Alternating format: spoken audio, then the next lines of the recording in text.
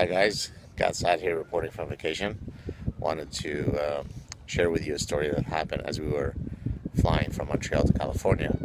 There was a Jewish man sitting a couple of rows down from us who at one point during the flight got up, put on his tefillin, put on his talit, stood up in the aisle and began to pray in a very conspicuous manner. Incidentally, a few rows down from him was a Muslim man who was dressed in Islamic garb. I think he looked like he was a Pakistani Muslim man. And you might imagine when the Muslim man got up and crossed eyes with the Jewish man, if only looks could kill, oh boy. But in any case, my point today is to talk about the idea of whether in your in your right to freely express your religious beliefs, whether it is okay to infringe on the rights of others to be free of your religious rituals.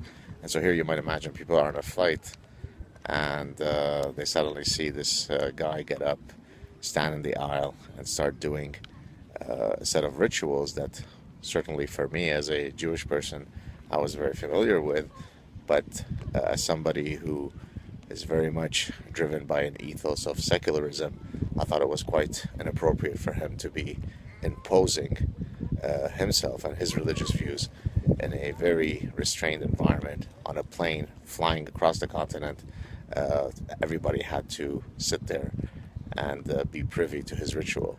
And so again, my view on these matters is that you're allowed to practice your religion within the privacy of your heart and your mind and your home and your house of worship, as long as it doesn't infringe on any third parties and as long as your practice doesn't infringe on the rights of others to be free from your practice. So for example, if you block the streets with public prayers, well then you're infringing on those who would like to get by and would not like to be exposed to your ostentatious public displays of devotion.